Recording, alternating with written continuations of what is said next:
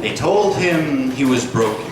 A robot who walked with wheels, turned with calloused fingers, the hardened skin on his palm, worn and rigid from rubber friction, made them cringe at each handshake and wave, telling themselves they felt sorry for him, as if a 5-letter word could act as a bandage he could use to heal the wounds their lying eyes left. They told him he was broken.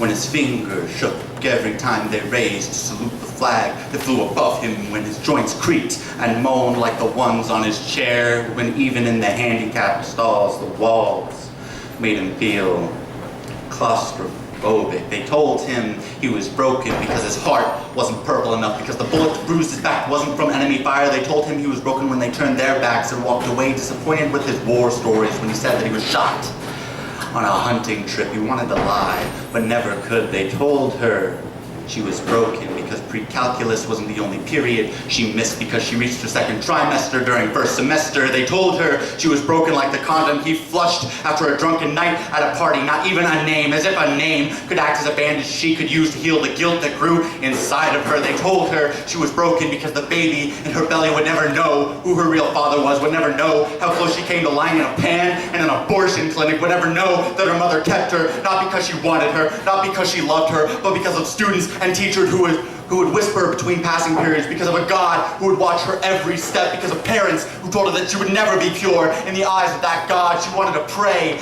to that God, but never could. They told him he was broken when he had to pay for his own hospital bill and weeks worth of therapy, telling himself that he was beautiful. They told him he was broken when they ripped his paintings from the walls, telling him that doctors make so much more money, as if money could act as a bandage he could use to heal the scars around his neck. They told him he was broken until the scars around his neck, on his wrists, across his body healed. They never healed like a dog off his leash, frothing at the mouth, biting at his throat. The wounds they left never healed. He used to think that he could make it until the Ritalin kicked in, keeping him down to earth. But when his head was in the clouds, he could see the stars. They told him he was broken, not realizing that they were hiding the next Vincent van Gogh inside the body of a pre-med student, drowning in orange pill bottles, ready to kill himself. He wanted to kill himself, but never could. They told them they were broken, like the friend who couldn't hold his trigger finger, like the boy who couldn't hold his urges, like the rope that couldn't hold his weight. Their mouths, eyes, and minds told them they were broken every time they spoke, every time they stared, every time they thought they could fix them or save them from the fires that they burned in, not realizing they were the ones